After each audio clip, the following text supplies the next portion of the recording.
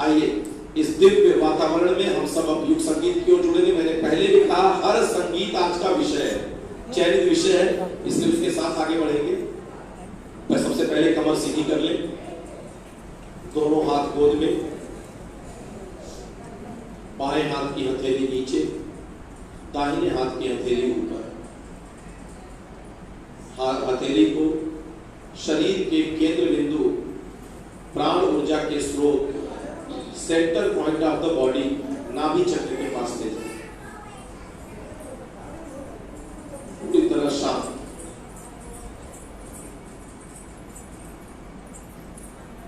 गुरु की संव्याप्त वो दिव्यता, वो आभा मंडल जो इस वातावरण में बिखरी हुई है, उसे न केवल अनुभूत करें बल्कि अपने श्वास के माध्यम से अपने रोम रोम में, रक्त के कण कण में समाहित करें, अपने प्राण का, अपने जीवन का हिस्सा बनाएं। आइए अपने लिए, अपने परिवार के लिए, सारे समाज के लिए वसुधैव कुटुंबकम के भाव से सबके लिए सद्बुद्धि, सबके लिए उज्जवल भविष्य की प्रार्थना। वह मंत्र जिसने अयोध्या के राजा दशरथ नंदन राम को भगवान श्री राम बना दिया, मर्यादा पुरुषोत्तम भगवान श्री राम के रूप में स्थापित किया। वह मंत्र जिसने कान्हा को, एक ग्वाल बाल को योगेश्वर भगवान श्री कृष्ण बना दिया। वह मंत्र जिसने सृष्टि की रचना का ज्ञान दिया। ऐसा महामंत्र न भूतो न भविष्यति, गायत्री मंत्र का भाव बना गाए एक साथ, एक स्वर।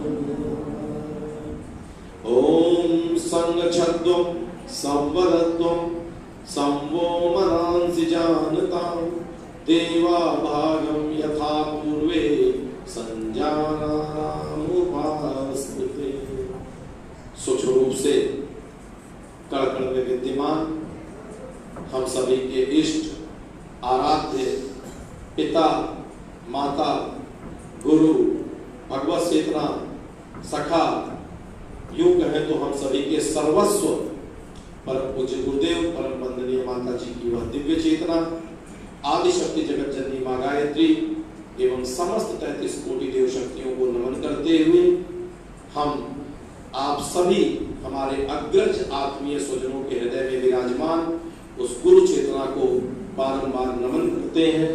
और आज इस जिला केंद्र गायत्री शक्तिपीठ गौहरपुरा के प्रांगण में अपने ही परिवार में अपनों की ओर से सभी का हृदय से बारंबार हार्दिक स्वागत, अभिनंदन, वंदन। आइए हम सब जोड़ते हैं और प्रथम संगीत माँ की वंदना। लेकिन इस माँ की वंदना में एक शब्द बहुत प्यारी है जिस पर सभी लोग ध्यान दीजिएगा। कुछ स्वार्थ नहीं अपना, बस कर्ज चुकाते हैं, माँ तेरे चरणों में हम शीश झुकाते हैं। आइए इस मातृ वंदना के साथ जुड़े, दोहराएं और आनंद को प्राप्त। बोलिए परम पूज्य गुरुदेव की जय, परम वंदनीय माता जी की जय, वेद माता गायत्री की जय, शांति कुंज हरिद्वार की जय, सत्य सनातन धर्म की जय, सभी देवी देवताओं की जय। माता के चरणों में आओ, हम सब शीश झुकाए, हीन तुच्छ संप्रेम वृत्ति को हम सब दूर भगाए।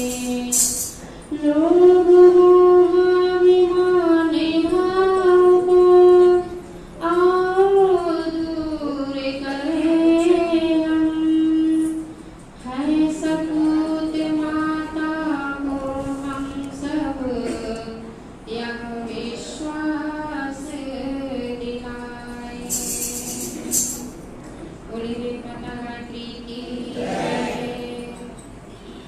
माँ के चरणों में हम शीश झुकाते हैं, माँ तेरे चरणों में हम शीश झुकाते हैं। श्रद्धा पूरित होकर माँ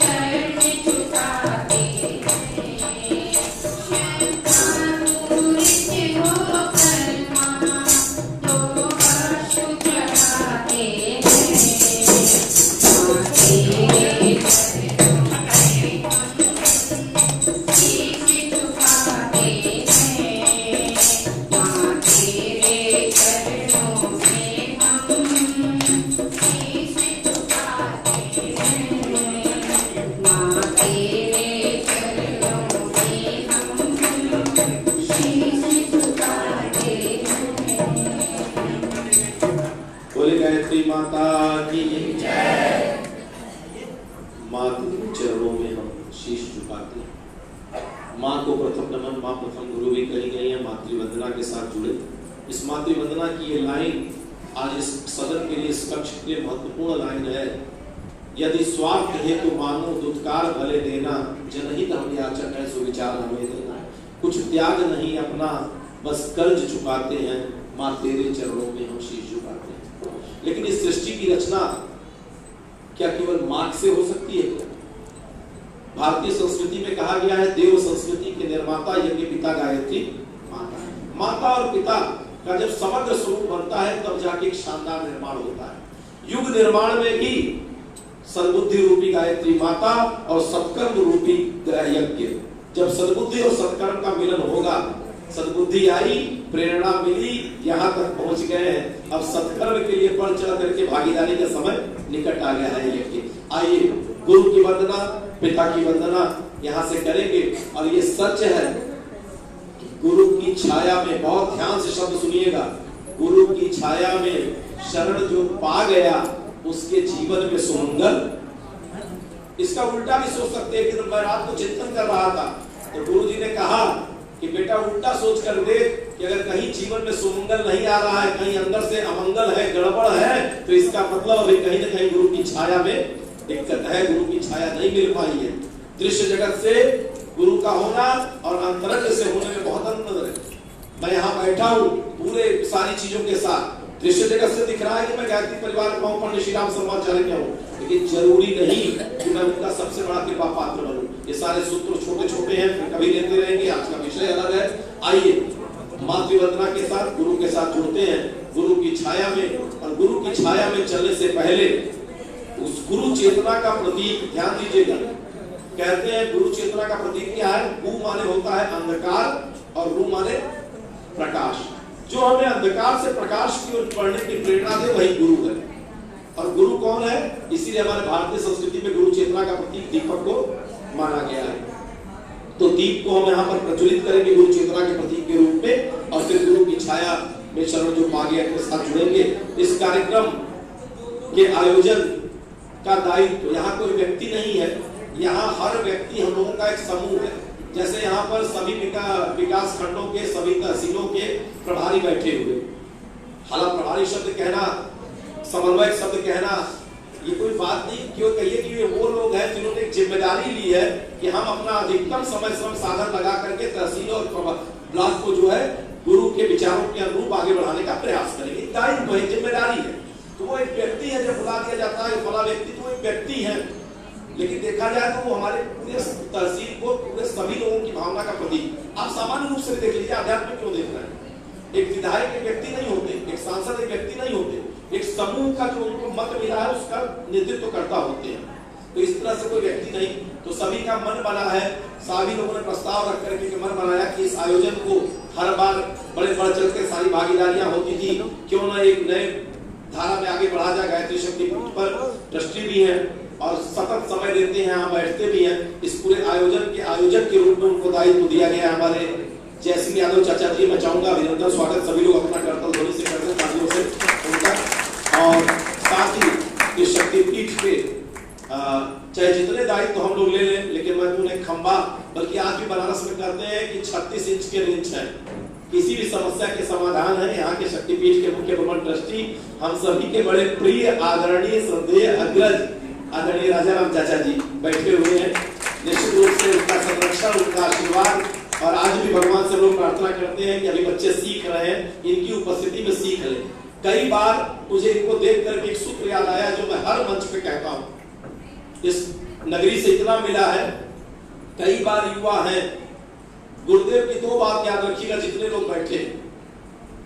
धीरे धीरे हम सभी लोग, अभी सतीश भाई साहब बैठे चर्चा कर रहे थे, सबके चेहरे देखे 6 सालों में धीरे धीरे बदल रहे हैं और ज्यादा उम्र के असर आता चला जा रहा है। सबके चेहरों पर सब चेहरे पहचाने जाने हैं, अभी भी आ जा रहे हैं। लेकिन हम सभी को पता है कि चाहे लाख चाले सृष्टि का विधान है, अगला 5 साल 10 साल बाद हो सकता है आना भी मुश्किल होने लगे। ऐसी स्थिति में एक व्यवसायी जो होता है वो सबसे सुंदर व्यवसायी वो होता है जो अपने शरीर के स्वस्थ रहते, जहां 60 साल 55 50 55 या 75 70 का हुआ, वो धीरे से गद्दी पर पीछे बैठ जाता है और अपने बच्चे को गद्दी पर बैठाता है और चाहता क्या है कि मैं पीछे से नजर रखूं, अपने बच्चे को देखता रहूं, क्योंकि मेरे रहते अगर वो कोई गलती करेगा तो जितने स्नेह से, जितने ध्यान से मैं सुधार दूंगा, फिर कोई आएगा नहीं, बाद में तो दुनिया उसका क्यों लूटेगी, उसको परेशान नहीं करेगी। तो ये सारी स्थितियां हैं, मैं बात कर रहा हूं जो आए शांति से बैठे हुए, बहुत महत्वपूर्ण। तो ऐसे में क्या है, ऐसे में सबसे महत्वपूर्ण बिंदु ये है, 2 लाइनें अपने परिजनों से कहना चाहेंगे, सारे अग्रज बैठे हैं। मैं भी 1986 से लेकर 37 साल इस कार्य क्षेत्र में होने जा रहा है। गुरु की कृपा से भारत के सारे हिस्सों में कार्य करने का सौभाग्य बहुत ज्यादा मिला। मैं एक अनुभव के साथ आपसे बात कह रहा हूं, जो लोग बैठे और खास तौर से बड़े बुजुर्ग और युवा दोनों इस लाइन को बहुत ध्यान से सुने। युवा आज के बहुत शानदार है, लेकिन युवाओं को अपने बड़ों के अनुभव को, एक शब्द बड़ा प्यारा लगता है कि बुजुर्गों को अपने कंधों पर युवाओं को बैठाना होगा। फायदा क्या होगा, इनका उत्साह और आपका अनुभव ये और दूर तक देख सकेंगे, आपसे और लंबा। दूसरी बड़ी बात कि अब समय आ गया है, निकट समय आ गया है कि 2 ही चीज है। बहुत महत्वपूर्ण बिंदु कह रहे हैं, तीखा है लेकिन शांति कुंज के मंच की बात कर रहे हैं कि एक तो पहला काम क्या करें, या तो हम अपने बेटे को, अपने बेटी को गुरुदेव का कार्यकर्ता बना दें। जितने लोग बैठे सबसे कह रहे हैं, थोड़ा सा बहुत सारे लोगों को लग रहा होगा कि नहीं कर पाए, या तो अपने बेटे बेटियों को, अपने बच्चों को गुरुदेव का कार्यकर्ता बना दीजिए, लेकिन शायद ये संभव नहीं है, क्योंकि उनका अपना प्रारब्ध है, हमारा अपना था, और बहुत सारी परिस्थितियां ऐसी है कि चाह करके भी अपने बेटे बेटियों को जैसा हम गुरुदेव के लिए बन पाए वैसा बना नहीं पाए। और इसमें कोई शर्मिंदगी की बात भी नहीं है, लेकिन अगली लाइन जो बोल रहे हैं, अगर ये नहीं कर पाए तो शर्मिंदगी की बात है। पहला काम तो ये करें कि या तो अपने बेटे बेटी को नैष्ठिक गुरुदेव का, समर्पित गुरुदेव का कार्यकर्ता तैयार कर दे, और दूसरा काम अगर ये नहीं कर पा रहे हैं तो दूसरा काम ये कर ले कि गुरुदेव ने जिन बच्चों को अपना कार्यकर्ता बना दिया है उनको हम अपना बेटा बेटी स्वीकार कर ले, उनको अपना बच्चा मान ले, उनको अपना बेटा बेटी मान ले, बस इतना सा कर ले। और ये स्नेह मैं राजा राम चाचा जी से अक्सर सीखता हूँ, देखता हूँ, युवाओं को कार्य करने की छूट, उत्साहित करना, जिस तरह से मैं रहा हूं, सारी चीजों को जिस तरह से प्रेरणा देते हैं, ये इनके अंदर बीज रूप में शुद्ध है। युवा इनके साथ इतना सहज ढंग से कार्य करते हैं, इतनी आसानी से युवाओं की बातों को समझना, मानना, करने देने का अवसर प्रदान करना, इसीलिए शानदार स्वरूप धीरे धीरे दिखता चला जा रहा है। मैं चाहूंगा इस कार्यक्रम के आयोजक के रूप में आप जैसे चाचा जी बैठे हैं, मुख्य प्रबंधक ट्रस्टी बैठे हैं, और प्रस्तावक के रूप में हमारे बीएन रस्तोगी भाई साहब, मानसिक क्लिनिक डॉक्टर साहब बैठे हुए हैं। मैं तीनों लोगों से अनुरोध करूंगा, और साथ में जो अग्रज यहाँ पर बैठे हैं आ जाए, कोई भी प्रतीक रूप में क्षेत्र से भाई साहब बैठे, मिश्रा भाई साहब बैठे, फालिया भाई साहब, 4-5 लोग आ जाए और सभी लोग दीप प्रज्वलन करें। ये एक प्रतिनिधि है सभी की ओर से, सभी लोग हाथ जोड़ ले और उस दीप का, उस सत्ता का पूजन करें, गुरु सत्ता का आवाहन। ओम अग्नेनाय सुपथाराय अस्मान विश्वानि देववयुनानि विद्वान् युयोधस्मज्जुहुराणमेनो भूयिष्ठां तेन मुक्तिं विधेम। ओम भूर्भुवः स्वः तत्सवितुर्वरेण्यं भर्गो देवस्य धीमहि धियो यो नः प्रचोदयात्। आइए इस बड़े लक्ष्य की ओर बढ़े, बड़े उद्देश्य में चर्चा करें, उससे पहले गुरु की छाया में उस सुमंगल को प्राप्त करें। मैं अनुरोध करूंगा मंचस्थ हमारी बहनों से, हमारी दीदी लोगों से कि गुरु की छाया में शरण जो पा गया उसके जीवन में सुमंगल आ गया। इस गीत को हम सब तक पहुंचाएं। बोले परम पूज्य गुरुदेव की जय। गुरु संरक्षण पाया जिसने अभय हो गया, मंगलमय जीवन का उसके उदय हो गया। जिसने सौंप दिया अपने को गुरु चरणों में, उस पर स्वर्ग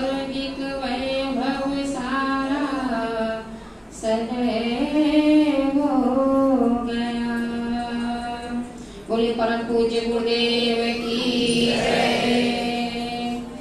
गुरु की छाया में शरण जो पा गया, उसके जीवन में सुमंगल आ गया। गुरु की छाया में शरण जो पा गया, उसके जीवन में सुमंगल आ गया। उसके जीवन में सुमंगल आ गया। गुरु कृपा तो सबसे बड़ा उपहार है। गुरु कृपा तो सबसे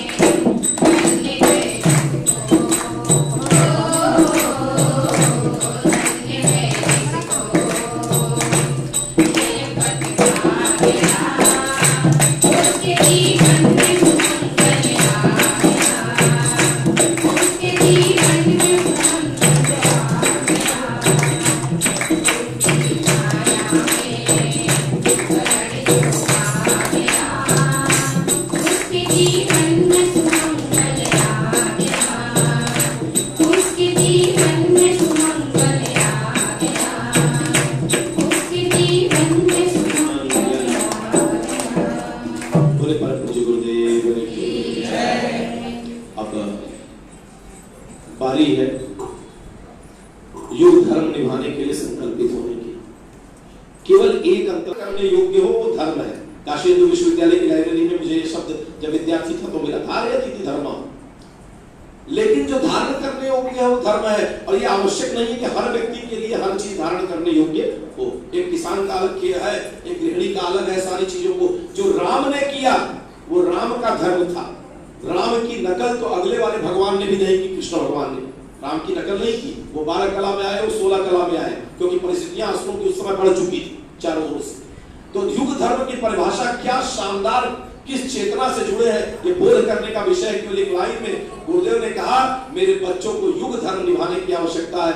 युगानुरूपेण धारयति धर्म, जो देश काल समय परिस्थितियों की मांग हो, उस मांग के अनुरूप, और हम लोगों ने समय की मांग को पहचाना है, उस मांग के साथ जुड़े हैं, युग धर्म निभाने के लिए यहाँ एकत्र हुए हैं। क्योंकि आज की डेट में मैं एक बात फिर से कह रहा हूँ, कोई गायत्री परिजन से अगर कोई कभी कहे गांव में कि अरे भैया आप तो पियरी पहन के गायत्री परिवार से आए होगा, तो गायत्री परिवार की बात तो आप करेंगे, गायत्री मंत्र की बात करेंगे?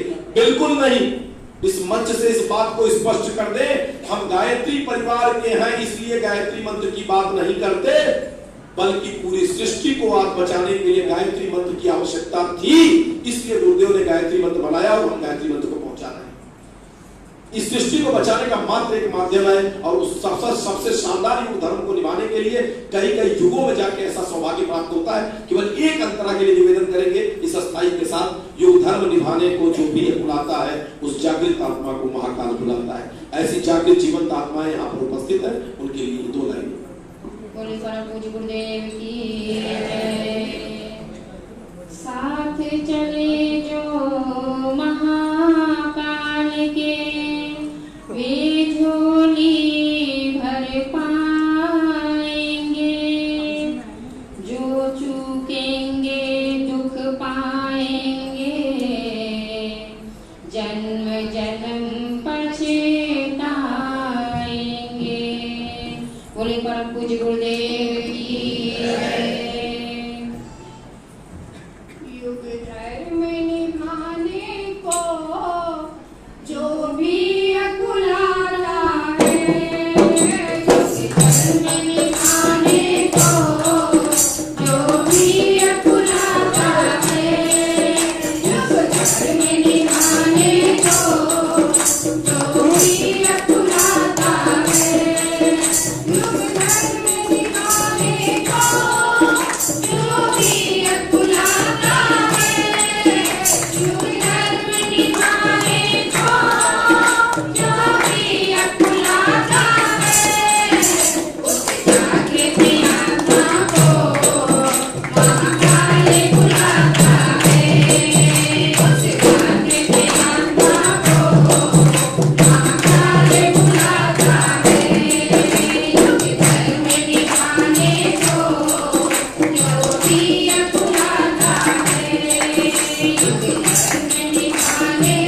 को जो भी अकुलाता है,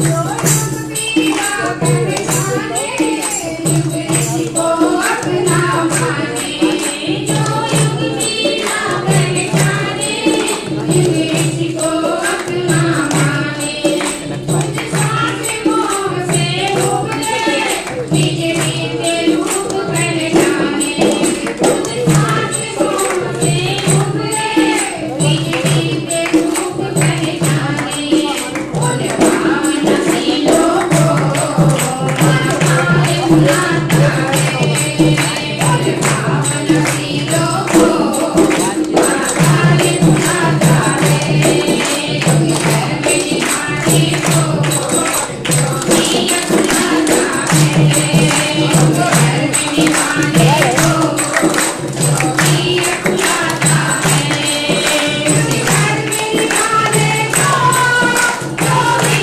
अकुलाता है, युग धर्म निभाने को जो भी अकुलाता है, युग जागृत आत्मा को महाकाल बुलाता है, उस जागृत आत्मा को महाकाल बुलाता है, उस जागृत आत्मा को महाकाल बुलाता है।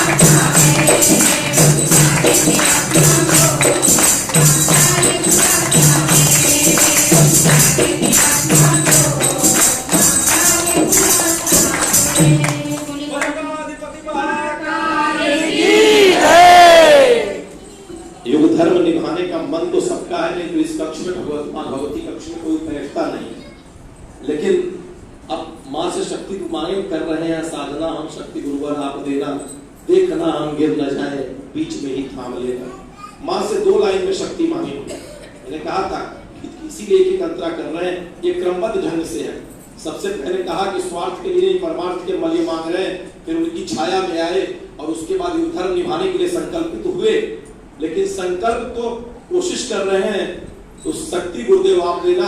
आइए इस लाइन के साथ जोड़ते हैं, कर रहे हैं साधना हम, शक्ति गुरुवर आप देना, देखना हम गिर न जाए, बीच में ही थाम लेना। जिस लक्ष्य के लिए, जिस उद्देश्य के लिए ये विराट 108 कुंडी, जिसकी पूरी महिमा को 5-10 मिनट बात करेंगे, आप सारी चीजों को करेंगे, शीघ्रता से पढ़ेंगे। केवल इस गीत के क्रम को समाप्त करने के बाद आइए केवल एक अंतरा दीदी लोगों से अनुरोध करेंगे कि गुरुदेव से हम सभी की ओर से प्रार्थना करें कि हम सब तैयार हैं एक साथ महाकाल की सवारी के साथ चलने के लिए। बस गुरुदेव माता जी हमें शक्ति दे और हम अपने लक्ष्य की ओर ईमानदारी से निष्ठा पूर्वक आगे बढ़ सकें। बोले परम पूज्य गुरुदेव की साधना में शक्ति आएगी तो गुरुवर आपसे, भावना में भक्ति आएगी तो गुरुवर आपसे। चल पड़े हैं साध पथ पर, ले सहारा आपका, साधना यदि सिद्धि पाएगी तो गुरुवर आपसे। बोले परम पूज्य गुरुदेव की जय। कर रहे हैं साधना हम, शक्ति गुरुवर आप देना, देखना हम गिर न पाए, देखना हम गिर न पाए, बीच में ही थाम लेना। कर रहे हैं साधना हम, शक्ति गुरुवर आप देना, देखना हम गिर न पाए, देखना हम गिर न पाए, बीच में ही थाम लेना। कर रहे हैं साधना हम, कम परी ऊर्जा आवाज है गुरुवर लगाई, कम परी ऊर्जा आवाज है गुरुवर लगाई। चल रहे हैं राह जो आपने हमको बताई, चल रहे हैं राह जो आपने हमको बताई।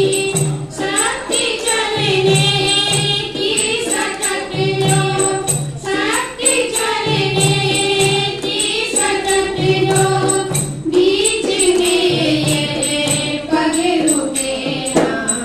कर रहे हैं साधना हम, शक्ति गुरुवर आप देना, देखना हम गिर न पाए, देखना हम गिर न पाए, बीच में ही थाम लेना।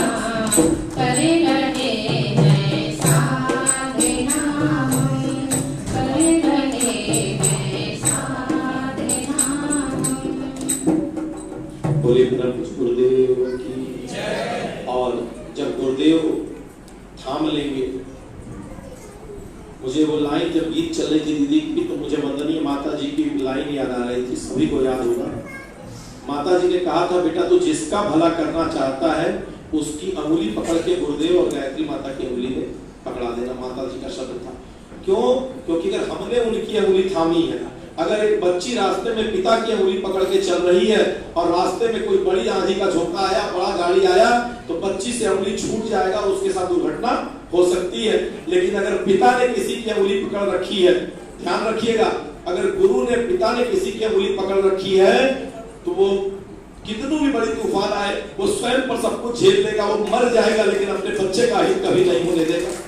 परंतु गुरुदेव की अंगुली में अगर हमने अपनी अंगुली पकड़ा दी और उन्हें अपने रथ पर सवार कर लिया, याद रखिएगा, उन्हें अपने रथ पर अगर सवार कर दिया, मैं छोटी छोटी थोड़ी सी स्थिरता को बना ले सभी लोग, बहुत गंभीर, क्योंकि आज मैं कोई मंच नहीं है प्रवचन का, छोटे छोटे सूत्र लेंगे, जुड़ेंगे और तुरंत आगे बढ़ेंगे, बहुत लंबा नहीं लेना है, लेकिन महत्वपूर्ण चीज है। याद रखिएगा, इस कलयुग का प्रभाव, इस झंझावाट, इस विषम परिस्थितियों में अगर संभल के जीना है तो एक ही काम करना है। महाभारत काल का वो दृश्य याद कर लीजिएगा, महाभारत काल का वो दृश्य याद कर लीजिएगा, जब एक तरफ कर्ण है और एक तरफ अर्जुन है, युद्ध चल रहा है, अर्जुन तीर मार रहा है, कर्ण का रथ जो है 300 कदम 400 कदम पीछे चला जा रहा है, कर्ण तीर मार रहा है तो अर्जुन का रथ केवल 3 कदम 4 कदम पीछे जा रहा है। जब कृष्ण अर्जुन तीर मारते और कर्ण का रथ 3 कदम 300 कदम पीछे जाता तो कृष्ण भगवान मुस्कुरा के चुप रह जाते, और जब कर्ण तीर मारता, अर्जुन का रथ मात्र 3 कदम पीछे जाता तो कृष्ण भगवान कहते वाह कर्ण वाह। 1 बार हो गया, 2 बार हो गया, 3 बार हो गया, चौथी बार नहीं रहा गया।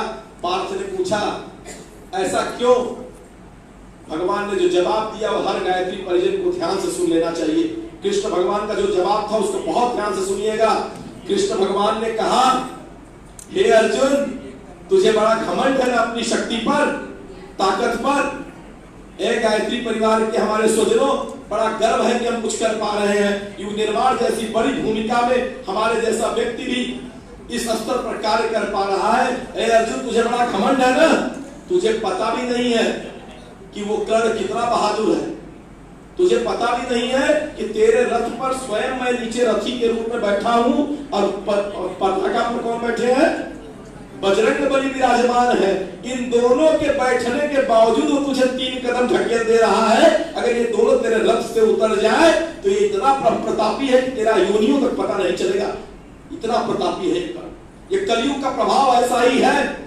जितना आनंद में जीना है जी लीजिए, लेकिन गलती से कभी भी इतनी गलती न हो जाए कि हमारे रथ से ये उतर जाए। जब तक ये रथी है तब तक हम सब महारथी हैं, कोई दिक्कत नहीं। जैसे आनंद के साथ चलिए और फिर अंत में साधना की शक्ति मांगी गुरुदेव ने दे दी। तो आइए, जो हमारा संकल्प है उस संकल्प को दोहराते हुए आज के लक्ष्य की ओर बढ़ते हैं। हमारा संकल्प क्या है? और हम युग का निर्माण करेंगे, यह संकल्प हमारा है। और इसके लिए व्यक्ति निर्माण, परिवार निर्माण इसकी सीढ़ी है। आइए दीदी लोग से अनुरोध करेंगे, जरा झूमते हुए आनंद के साथ 2 अंतरा। अब नवयुग की गंगोत्री से वही ज्ञान की धारा है, हम युग का निर्माण करेंगे, यह संकल्प हमारा है। ये आज का अंतिम गीत, इसके बाद विषय की। बोले परम पूज्य गुरुदेव की अब नवयुग की गंगोत्री से वही ज्ञान की धारा है, हम युग का निर्माण करेंगे, ये संकल्प हमारा है। हम युग का निर्माण करेंगे, ये संकल्प हमारा है। अब नवयुग की गंगोत्री से वही ज्ञान की धारा है, हम युग का निर्माण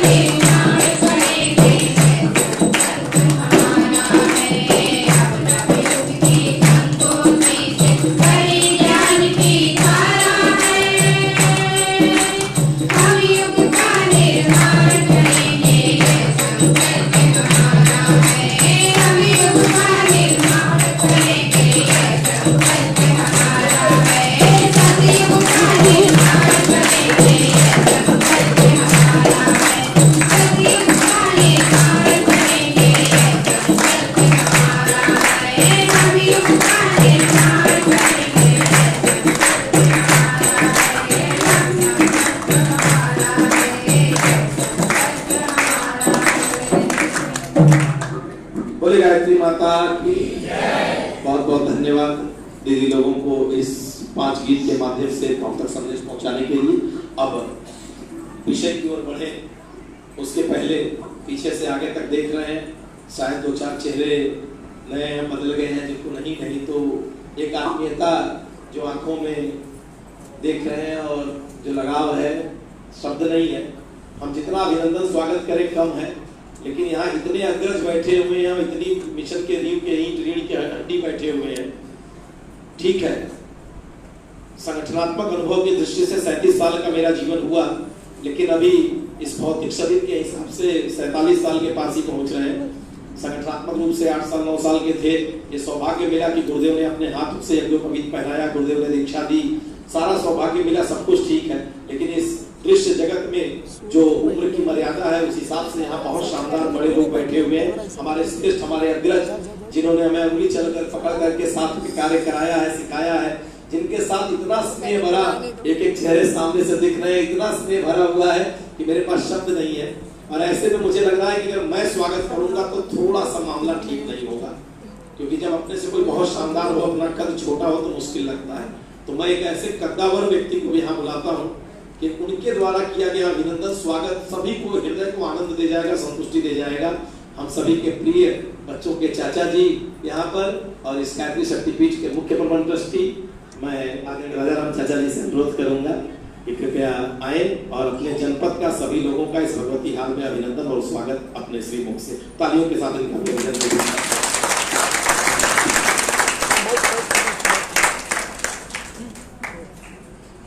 परम पूज्य गुरुदेव की, परम पूज्य माता जी की। मेरा मन बड़ा भरा हुआ है इस बात से कि शाहजहांपुर में अगर कोई भी काम छोटा सा भी होता है तो सब लोग एक साथ इकट्ठे हो जाते हैं।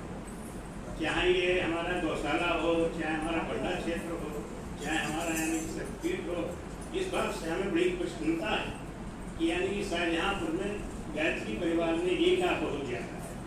अब ये छोटा सा काम है, 108 कुंडी एक, और आप लोग यानी कि अगर मिलकर करेंगे तो ये बहुत छोटा सा कार्य है, बहुत बड़ा कार्य नहीं है।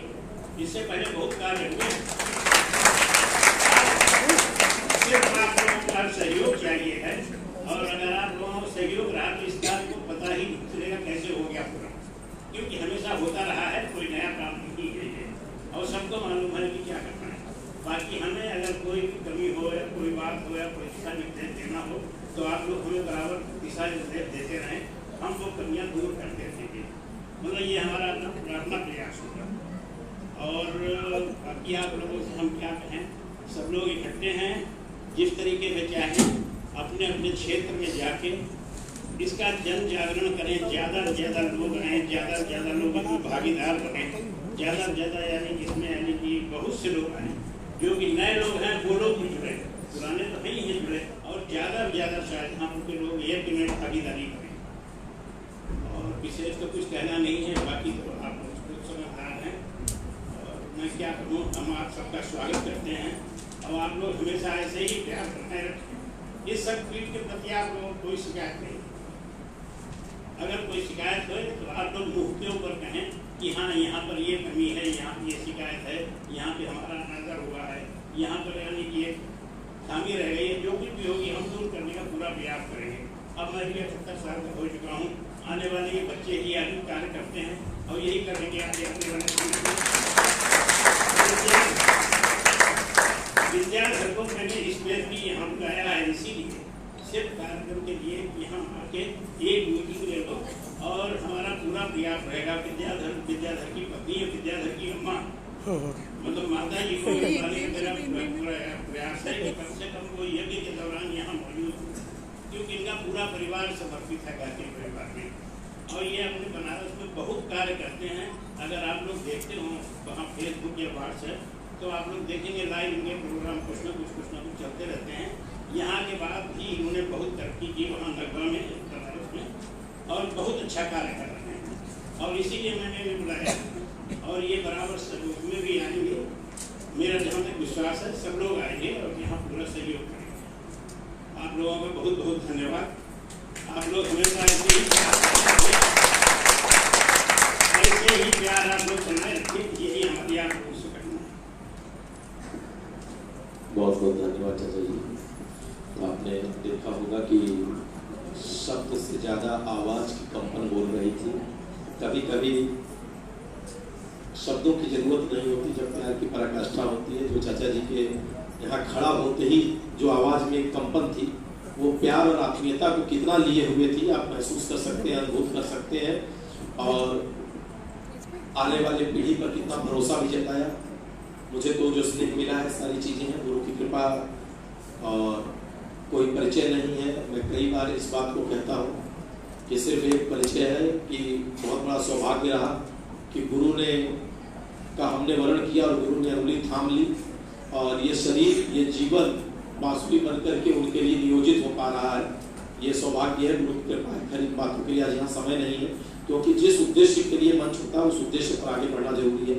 बहुत छोटी छोटी बात करते हुए, और अब आज के तुरंत मैंने बहुत लोगों को कहा था कि पेन डायरी ना हो तो कम से कम यहाँ पर बहुत सारे लोग बैठे हैं, मैं सारे नाम तो नहीं, लेकिन यहाँ सारे ब्लॉकों के प्रभारी बैठे हैं। जलालाबाद से सतीश चंद्र मिश्रा भाई साहब बैठे हुए हैं, भावलखेड़ा से वीरपाल भाई साहब बैठे हुए हैं, जयतीपुर से पूनमलाल भाई साहब शायद आगे हैं, क्या आगे तो अगर थोड़ा सा हाथ दिख जाएगा तो अच्छा रहेगा। और तिलहर से संजीव भाई साहब का शरीर ऐसा कि दूर से ही दिख रहा है, आवश्यकता नहीं बताने की, वो आ चुके हैं, उनका दूर से ही दर्शन हो रहा है। राजकुमार भाई साहब भी तिलहर से आ गए हैं, रामकुमार भाई साहब आ चुके हैं। अच्छा, रामकुमार भाई साहब बैठे हुए हैं। सिंधौली से रामलता शर्मा भाई साहब है, अच्छा पीछे से है। खुदागंज से के सक्सेना भाई साहब जो पीछे बैठे हैं क्या आगे शायद नहीं आ पाए अभी। कलाम से अखिलेश मिश्रा चाचा जी, अरे अच्छे साहब हैं। विभागीय संबंध भी उसने लगातार जुड़ा रहा। मेरा प्रथम कर्म क्षेत्र वही रहा है कलाम, पहली जॉब वहाँ पर। मिर्जापुर से ऋषिदेव पांडे भाई साहब बैठे हुए वहाँ पीछे। मदनापुर से संत कुमार पाटिल भाई साहब, मदनापुर से आगे हैं क्या, शायद अभी नहीं यहाँ पहुँच रहे होंगे। और उसके बाद खुटार से चिरंजी लाल भाई साहब, गदरौल से उमापति गुप्ता भाई साहब आगे क्या, गुप्ता भाई साहब अच्छा अभी साइड पर। प्रमोद चंद्र गुप्ता भाई साहब कोया से, प्रमोद चंद्र गुप्ता भाई साहब कोया से। निगोही से वृंदावन भाई साहब, विजय भाई साहब, वृंदावन भाई साहब आगे क्या, अभी नहीं पहुंच पाए हैं। और पंडा से तो श्यामलाल मिश्रा भाई साहब यहाँ पर बैठे हुए हैं। कांट से रामकृष्ण शर्मा भाई साहब या प्रमोद यादव भाई साहब, प्रमोद भाई यादव बैठे हुए हैं आगे, ठीक है, उनके करते हुए। बाकी लोग भी हमारे बीच में होंगे। चिनौर से श्री पी.के. सिंह भाई साहब, भानु प्रताप सिंह भाई साहब तिलहर से होंगे। जय अधीक्षक हमारे पास ज्ञानजीलाल यादव भाई साहब आज नहीं उपस्थित है, शायद दिल्ली गए हुए हैं। बाकी हमारे प्रस्तावक में संजय गुप्ता भाई साहब पाइप वाले, और संजय गुप्ता भाई साहब स्टील वाले, और हमारे बीच में जो है वो कल वीरेंद्र पाल यादव भाई साहब भी उपस्थित थे, आज भी उपस्थित हो चुके हैं। अशोक अग्रवाल भाई साहब आ चुके हैं। शुरू से प्रारंभिक दौर से संरक्षक के रूप में, पहले ट्रस्टी, अभी संरक्षक के रूप में जब थे तब से पूरा बना हुआ संरक्षण। और ये सौभाग्य है कि ऐसे लोगों की उपस्थिति में आज की संगोष्ठी आयोजित हो रही है। बीएन रस्तोगी भाई साहब बैठे हुए हैं यहाँ पर, और खरे भाई साहब बैठे हुए हैं, माया चौहान जी, सभी लोग। एक एक नाम कितना ले, नाम लेने में दिक्कत होगी, हर क्षेत्र का प्रतिनिधित्व है। आज ये जिला की गोष्ठी है। कार्यक्रम क्या है, मुझे बड़ी खुशी हुई जब चाचा जी ने एक शब्द बोला। मैं बार बार कह रहा था कि एक बड़ा कार्यक्रम है, 108 कुंडी यज्ञ एक बड़ा कार्यक्रम है, लेकिन परिवार में जो वरिष्ठ हो, बुजुर्ग हो और जो दायित्व ले, जब वो कहे कि कार्यक्रम बहुत छोटा है, अगर हम लोग मिलकर करें तो बड़ी खुशी होती है। मैं चाहता हूँ इसके लिए तो ताली बजानी चाहिए।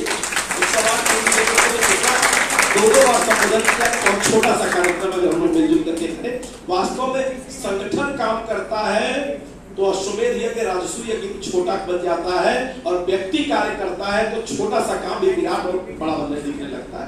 ये संगठन के स्वरूप में वास्तव में बहुत छोटा कार्यक्रम है। और शाहजहांपुर संगठन को किसी की नजर न लगे, चाहे युवा संगठन हो, चाहे महिला मंडल संगठन हो, चाहे प्रज्ञा मंडल, चाहे क्षेत्रीय संगठन, ये जो आत्मीयता का क्रम इतना शानदार है, निश्चित रूप से बहुत ज्यादा बातें नहीं कर सकते। महत्वपूर्ण क्या है, गुरुदेव ने कहा है कार्य बनते भी रहेंगे, बदलते भी रहेंगे, बिगड़ते भी रहेंगे, नई नई योजनाएं आती रहेंगी।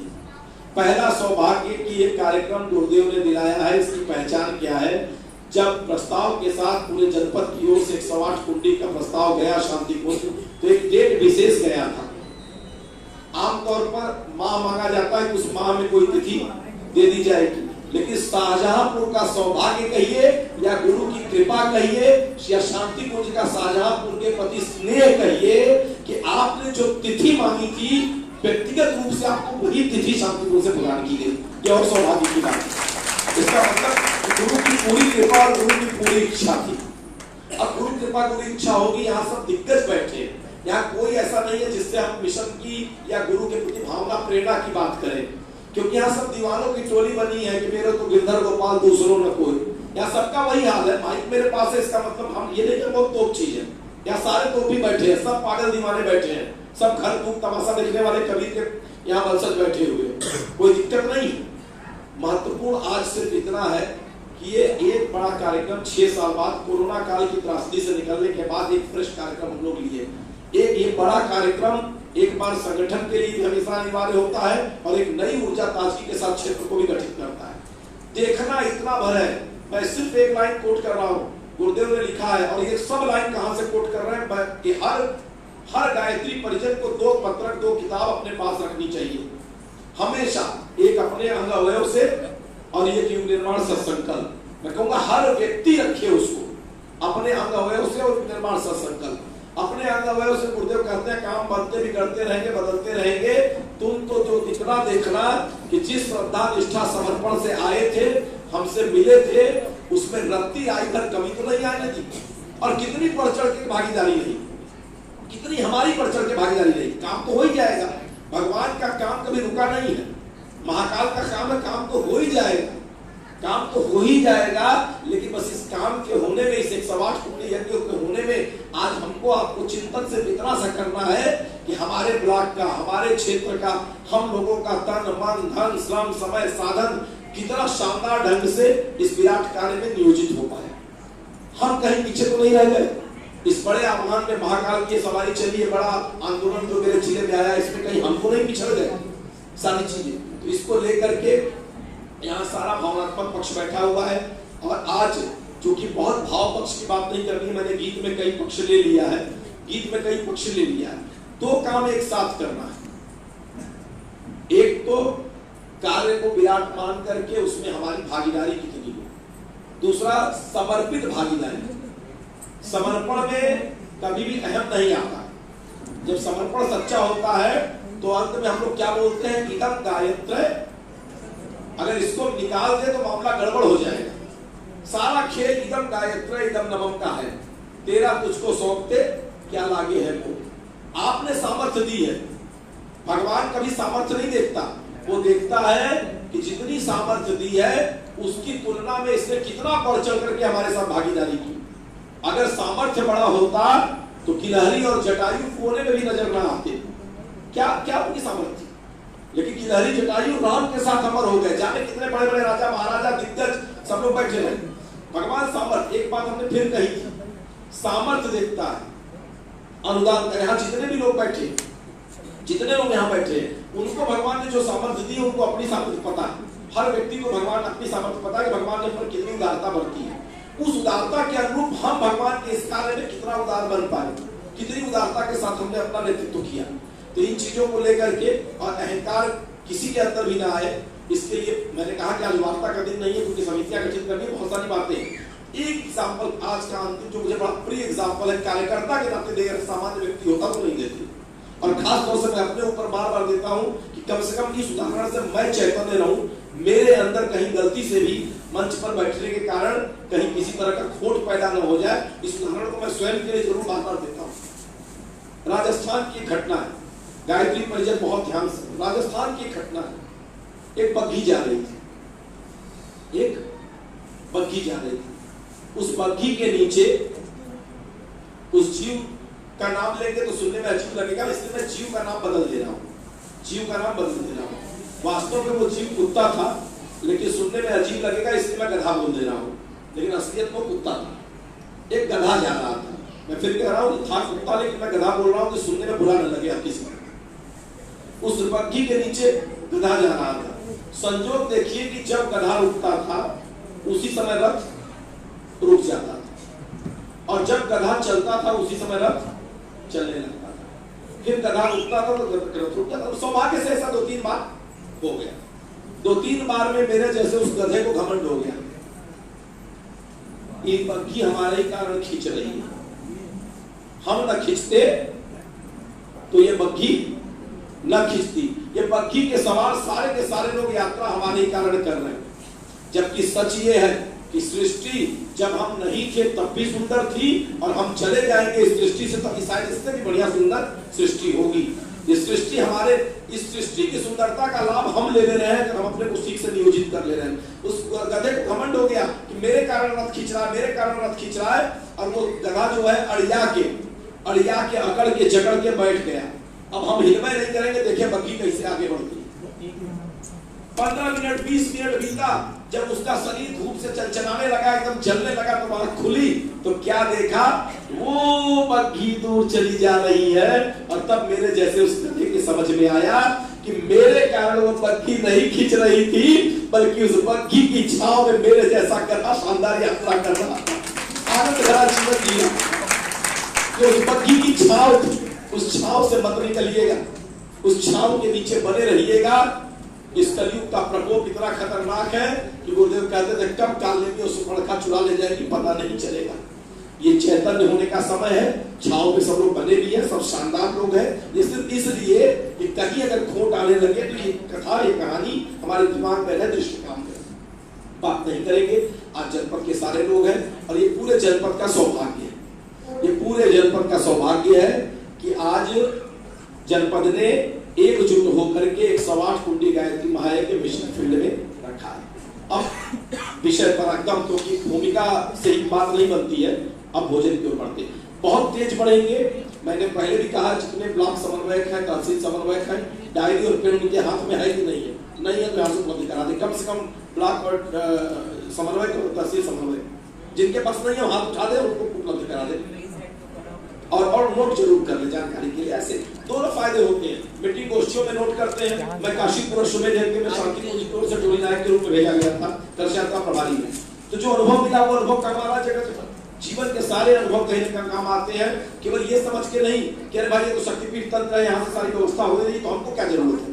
कल को आपको अपने क्षेत्रों में काम करना, मीटिंग करनी, गोष्ठियां करना है, तो अनुभव हमेशा काम आता है। इसलिए कोशिश करें कि डायरी पेन कम से कम प्रभारी लोग को अवश्य, समन्वयक लोग को अवश्य रखें, क्योंकि उनको क्षेत्रों में मीटिंग गोष्ठियां लेनी है। जो भी समन्वयक या जो और सक्रिय लोग हैं, समन्वयक का मतलब एक व्यक्ति नहीं करना है, जो ब्लॉक में सक्रिय लोग हैं वो डायरी पेन रख लें। आइए सबसे पहले बड़ी गायत्री माता की गोष्ठी को प्रारंभ कर रहे हैं। बहुत ध्यान से, सही रूप उभरेगा उस दिन मानव के उत्थान का, जिस दिन होगा मिलन विश्व में धर्म और विज्ञान का, अध्यात्म और विज्ञान। मैं इसलिए इस बात को कर रहा हूं कि इस 108 कुंडी यज्ञ में ये दोनों लगेगा, ये दोनों लगेगा। संसाधन भी लगेंगे और साधना भी लगेगी। साधन भरे पड़े हैं पर साधना नहीं है, भगवान तो वही है, आराधना नहीं है। साधन भी, साधन आप मत कराएंगे, लेकिन साधन और साधना दोनों का समन्वय। आज चाचा जी के स्नेह तले यहाँ बैठे, जैसे सभी लोग यहाँ शक्तिपीठ पर बैठते हैं, इतना समय देते हैं। मैं बहुत कम शक्तिपीठों पर देखता हूँ कि ऐसे ट्रस्टी लोग और खुद जो है 4 घंटे 6 घंटे शक्तिपीठ पर बैठते हो नियमित रूप से जिम्मेदारी के साथ। ऐसा बहुत कम जगह है भी, ऐसा नहीं है, इससे भी ज्यादा है, इसकी बात नहीं कर रहे। और बच्चों को इतना विकसित किया, देखिए कि युवा टीम ऐसी कायदे की है, अभी इसमें बहुत सारे बच्चे पीछे काम में लगे हैं, मतलब एक क्रीम युवा टीम। और ये इस जिले का, शायद जनपद का सौभाग्य भी है कि आप लोगों ने एक जिला समन्वय के रूप में ऐसे युवा को, नो डाउट गुरुदेव की कृपा से इनकी जिह्वा पर भी सरस्वती का वास है। क्षेत्रों में जाते हैं, आप सुनते होंगे सारी चीजों को, और एक उम्र की धरातल से देखें। ये शायद शाहजहांपुर के लिए सौभाग्य है कि जिला युवा समन्वय या जिला समन्वय दोनों की उम्र देखें। और समयदान के मामले में भी पूर्ण समयदानी आप कह सकते हैं, पूर्ण समयदान की तरह व्यक्ति का पूरा जीवन, सारी चीजें यहाँ पर है। सूरज जी और सविता जी बैठी हुई है। आगे नोट मैं कहूंगा कि जो भी बिंदु होंगे उनका नोट्स जरूर बना लेंगे, नोट करेंगे। लास्ट में सिग्नेचर सभी लोगों का जो लगे हैं वो करा लेंगे नामांकन का। अब आते हैं विषय की ओर। रोल नंबर 1, सबसे पहले करना क्या है। 108 कुंडी यज्ञ की यह प्रथम संगोष्ठी है। आज की डेट से वायरल कर दिया जाएगा सोशल मीडिया से। सारे तहसील प्रभारी और जो ब्लॉक प्रभारी हैं वो आज से पूरे क्षेत्र में जितने लोगों के संपर्क में आवे इस 108 कुंडी यज्ञ के लिए निवेदन प्रारंभ कर दें। पहला सूत्र कि आज से हर व्यक्ति अपने घर से एक माला का अतिरिक्त जप इस कार्यक्रम के लिए प्रारंभ कर दे। नोट कर लीजिए, पहला जो करना है, हर व्यक्ति, जितने लोग यहाँ बैठे हैं उनकी नैतिक जिम्मेदारी है कि जो नहीं आ पाए हैं उन तक ये सूचना पहुंचा दे, अपने इर्द गिर्द ये सूचना पहुंचा दे कि इस 108 कुंडी यज्ञ का जो हमारा विराट उद्देश्य है, 108 कुंडी यज्ञ का केवल यही उद्देश्य नहीं है कि 108 कुंड रख दिए जाए और 108 कुंडों में आहुति पड़ जाए। उद्देश्य उसके बाद भी शुरू होता है कि उसकी ऊर्जा से क्षेत्रों में पूरा का पूरा अनुयाज का क्रम चले। और एक बात और, चाचा जी ने तो कहा कि निवेदन है कुंड भर जाए, अभी इसमें एक सूत्र और लिखे, कुंड भर जाए महत्वपूर्ण नहीं है, आनंद तो तब आए जब दूसरी तीसरी पारी की भी स्थिति बनने लगे। और पहली पारी में ये पहला सूत्र नोट हो गया ना, मैं जल्दी जल्दी केवल पॉइंट 45-50 पॉइंट है, पॉइंट वाइज बात करूंगा। एक भी अब प्रवचन की तरह विषय नहीं लेंगे, गोष्ठी की तरह लेंगे, खटाखट लेंगे तुरंत। तैयार है? पहला बिंदु हो गया। आज से यहाँ पर जो जिला मीडिया प्रभारी का जिम्मेदारी देख रहे हैं, दायित्व देख रहे हैं हमारे, और यहाँ पर ट्रस्टी भी है हमारे रंजीत भाई साहब, वो इसको पूरा सर्कुलेट कर देंगे। लेकिन आप सभी का नैतिक दायित्व है कि व्यक्तिगत, क्योंकि तो व्हाट्सएप से अगर युग परिवर्तन होता और फेसबुक से युग परिवर्तन होता तो कब का हो गया होता। युग परिवर्तन तो एक ही चीज से होगा, प्यार और आत्मीयता से। क्योंकि जब आप जाते हो किसी से प्रेम से कोई चीज कहते हैं ना, तो आपका ऑरा भी काम करता है, आपकी साधना भी काम करती है। तो आप जब तक नहीं कहेंगे तब तक ये लक्ष्य पूरा नहीं होगा, चाहे कितना भी वो सर्कुलेट कर ले। तो गुरुदेव ने दो ही काम किया, प्रेम और तप, प्रेम और तप, प्रेम और तप, और यही परिवार की हमारे धुरी है। तो पहला सूत्र कि आज से घोषित कर दे, पूरे जनपद में घोषणा की जा रही है यहाँ से सबकी उपस्थिति में कि आज से 108 कुंडीय गायत्री महायज्ञ के लिए यहाँ से सभी पूरे जनपद में अपने अपने घरों में हर व्यक्ति एक माला का 5 मिनट का अतिरिक्त जप प्रारंभ कर दे। पहली बात। दूसरी बात, यहां से इस कार्यक्रम के लिए एक शक्ति कलश रथ यात्रा 1 सितंबर से 14 सितंबर तक, यहां पर आज इसके लिए रूट चार्ट नहीं बन रहा है, रूट चार्ट तय करेंगे। उस 14 दिन का पूर्ण समयदान हमारे युवा जिला समन्वयक सूरज वर्मा जी करेंगे 1 तारीख से 14 तारीख तक, क्योंकि उसके बाद नवरात्र है। नवरात्र को कलश यहाँ आ जाएगा, वो शांति कुंज से जल पूरित किया हुआ पूरित हो जाएगा, चाचा जी मंगवा लेंगे। और उस जल के साथ यहाँ से शक्ति कलश यात्रा, अगर याद होगा तो पिछली बार भी हम लोगों ने निकाला था, किया था, पूरे जिले भर में गए थे। याद है, एक शक्ति कलश यात्रा निकलेगी। शक्ति कलश यात्रा का मतलब क्या होता है ये भी जान लें। शक्ति कलश यात्रा का उद्देश्य यही है, गुरुदेव कहते थे सुन, नौकरों के बुलाने से कोई बेटी की शादी में नहीं आता। सम्मानित व्यक्ति बैठे, भाई साहब ईमानदारी से बताइएगा, मेरे घर में शादी है, आपसे संबंध है, मैं नौकर से कार्ड भेजवा दूं, आप आएंगे क्या? कहेंगे इतना गवर्नर हो गया है, खुद आके कार्ड नहीं दे सकता था, संबंध है, अब इतना बिजी हो गए। बोले तेरे जाने से कोई नहीं आएगा, तेरे जाने से कोई नहीं आएगा। मुझे मालूम है कि मेरे बच्चे कहाँ कहाँ बिखरे पड़े, मैं स्वयं बुलाने पड़ जाऊंगा, तू तो श्रवण कुमार की तरह मुझे कंधे पर बिठा के लेके चले जाना। शक्ति कलश मतलब साक्षात गुरुदेव गायत्री माता जी उसमें सवार होकर के क्षेत्र में आमंत्रण के लिए जाएंगी, पूरे जनपद में आमंत्रण के लिए। डेट नोट कर लीजिए, 1 से 14 तारीख, 1 सितंबर से 14 सितंबर। उसके लिए रूट चार्ट हर तहसील प्रभारी और ब्लॉक समन्वयक से मिल करके सूरज जी अलग से कल से बात करके उसको बना लेंगे, ठीक है। इस मंच पर चूंकि वो सबका समय उसके लिए हम नहीं करेंगे, जिसके लिए जो जरूरी नहीं है उस समय में यहाँ बात नहीं करेंगे। तो वो रूट चार्ट हर ब्लॉक के जो समन्वयक है या सक्रिय लोग हैं, देखिए समन्वयक शब्द का मतलब केवल एक नहीं होता कि एक व्यक्ति हो, तो ठीक है पद है तो लिख दिया गया। जो भी सक्रिय सदस्य हैं ब्लॉकों के, उन सक्रिय सदस्यों के साथ फोन पर दूरभाष पर बात करके कि इस ब्लॉक से चलना ठीक रहेगा, किधर से क्रम निकलेगा, किधर से वापस जाएगी, 14 दिन के समय में कहाँ ब्लॉक बड़ा है, कहाँ ज्यादा समय देना है, कहाँ कम समय देना है, इसमें आप लोग भी इनको राय परामर्श देंगे, मिलजुल करके बन जाएगा। आप नोट करते चलेगा चीज को, ठीक है। ये हो गई 1 से 14 तक कलश यात्रा के लिए। उसके बाद कलश यात्रा के बाद शक्ति कलश यात्रा पर 40 दिन पहले, 40 दिन का मतलब क्या तारीख हो जाएगी? 16 सितंबर, 16 सितंबर, क्योंकि 16 सितंबर से आप जोड़ेंगे तो 26 अक्टूबर में कार्यक्रम 27 से है ना, तो 16 सितंबर से 40 दिन शुरू हो जाएगा। 40 दिन का शक्ति पीठ पर एक पूरा विधिवत अनुष्ठान 40 दिन का चलेगा इस कार्यक्रम के लिए। 16 सितंबर वो एक समय होगा, 1 घंटे का विशेष अनुष्ठान प्रतिदिन चलेगा, शाम को 6 से 7 जस्ट आरती के बाद 1 घंटे का विशिष्ट अनुष्ठान 40 दिन का चलेगा। उसमें जो भी लोग चाहे नोट इसलिए करा दे रहे हैं कि आपको पता है, तो कभी मन है कि भाई एक दिन हम भी भागीदारी कर लें, तो अगर आपको पता है तो आप एक दिन उसमें आकर के उस अनुष्ठान में बैठ सकते हैं। 6 से 7 16 सितंबर से लगातार अनवरत कार्यक्रम के समय तक 40 दिन तक चलेगा। उसके बाद जिस दिन भूमि पूजन होगा, भूमि पूजन के साथ ही ये छोटी छोटी साधनात्मक इसलिए ले रहे हैं क्योंकि साधना का बड़ा महत्व है। मानते इस बात को जो आध्यात्मिक क्षेत्र में है कि सारा खेल साधना का है। अगर साधना ठीक से हो जाए तो साधन भी बरसता है, कृपा भी बरसती है, सब कुछ बरसता है। जितना सोचे नहीं है बरसात होगी सबका मन। तो साधना में 3 काम हुआ, चौथा एक और होगा। जिस दिन भूमि पूजन का डेट चाचा जी निर्धारित कर लेंगे, आप लोग बैठ के यहाँ से व्यवस्था पर, उस भूमि पूजन के साथ ही अनवरत 24 घंटे का अखंड जप प्रज्वलित वहां करते जाकर, अखंड जप भूमि पूजन के दिन से, डेट अभी निश्चित नहीं है, भूमि पूजन के डेट से अखंड जप निर्धारित कर दिया जाएगा। आज जो चीजें आपको दी जा रही है वो लास्ट का क्रम है, सारी चीजें आएंगी। अब इस कार्यक्रम के निमित्त जो छोटी छोटी चीजें हम लोग को सोच करके करनी है, सबसे बड़ी चीज किसी भी कार्य में 2 ही चीज लगता है।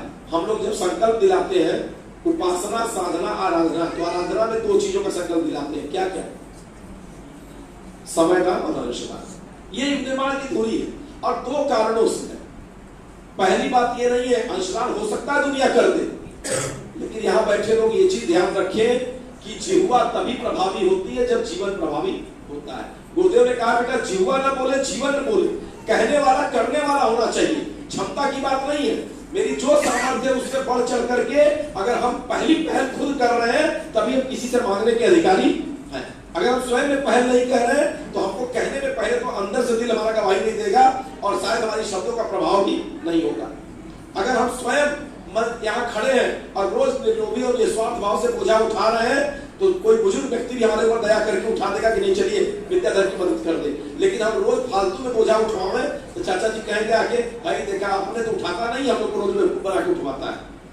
तो हंसी के पात्र बनेंगे। 4 दिन बाद 4 दिन बेवकूफ बना सकते हैं, फिर कोई सहयोग नहीं करेगा।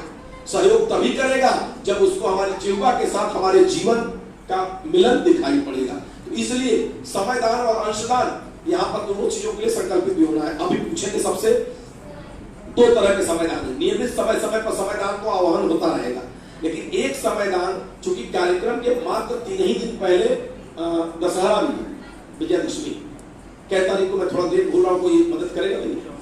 24 को विजयादशमी और कार्यक्रम हमारा कैसे शुरू है? 27, यानी 27 को छोड़ दिए तो 25 और 26 यही 2 दिन तो है। विजयादशमी थोड़ा सा है तो 24 तारीख की रात नहीं कहेंगे, लेकिन 25 की सुबह से लेकर के और 30 को समापन है तो 21 एक दिन उधर शनिवार, 25, 26, 27, 28, 29, 30, 31 यानी 7 दिन। इन 7 दिन के समयदान मतलब संन्यास्त आश्रम वाला समयदान, यही शक्तिपीठ पर रहना है, यही भोजन करना है, यही सारी व्यवस्था में।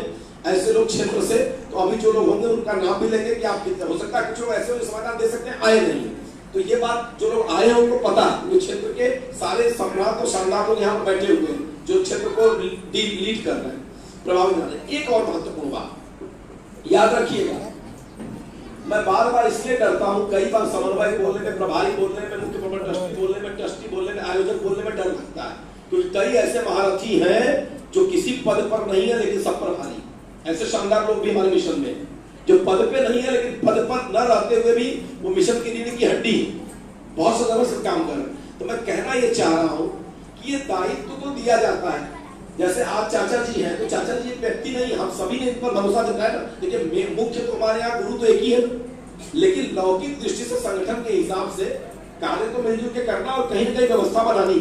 गुरु एक ही है, दूसरा कोई नहीं, लेकिन संगठन की दृष्टि से हम सभी लोगों ने ये माना है कि आयोजन की पूरी जिम्मेदारी जैसे चाचा जी को दी गई है और हमारे संरक्षक के रूप में मुख्य जो है वो राजाराम चाचा जी पूरी व्यवस्था में रीढ़ की हड्डी हमारे स्तंभ के रूप में है। लेकिन याद रखिएगा, आपने ध्यान नहीं दिया होगा, ये शब्द गड़बड़ा जाता है। ये दोनों लोग अपनी जिम्मेदारी को, दायित्व को तभी निभा पाएंगे जब ये हाल बैठा हुआ इनको निभाने देगा, इनका सहयोग करेगा।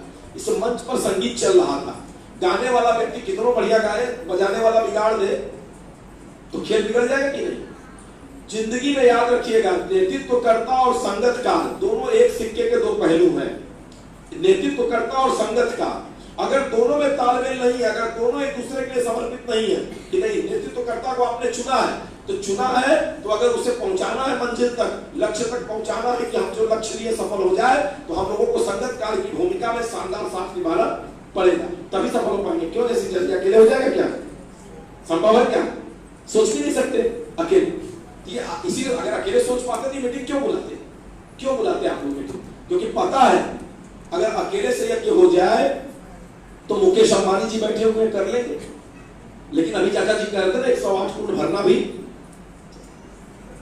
केवल दोनों चीज, साधन की भी आवश्यकता है, साधन बहुत जरूरी है जिसकी भी चर्चा करने जा रहे हैं आज, पूरा का पूरा उसके लिए भी उद्देश्य है, लेकिन साधना भी जरूरी है। जन जन तक हमारे कार्यकर्ता रसीद लेके जाएंगे, बात पैसों की नहीं है। याद रखिएगा गुरुदेव ने कहा था अमाउंट तो मिल जाएगा, ठीक ठाक कार्य होगा। आप कहेंगे भैया पूर्ति हो गई हम क्यों मांगे? याद रखिएगा एक एक जन तक जाके अगर 51 रुपया भी मांग करके लाए हैं तो उसको अपना वो 108 कुंडिया पे अपना नजर आएगा। बात 51 रुपए की नहीं है, लेकिन बात 101 रुपए की नहीं है, लेकिन उस 101 रुपए को अगर 51 रुपया 11 रुपया आपको दे रहा है तो उसकी भावना भी साथ में जुड़ रही है। वो आएगा, प्रतिभाग करेगा। तो अनुरोध है सब लोग, रसीद बुक भर जाएगी दोबारा लीजिए, कोई दिक्कत नहीं है, लेकिन क्षेत्र में अभी गीत हो रहा था, धरती के कोने मत जाइए, लेकिन अपनी गली गली में तो जाइए।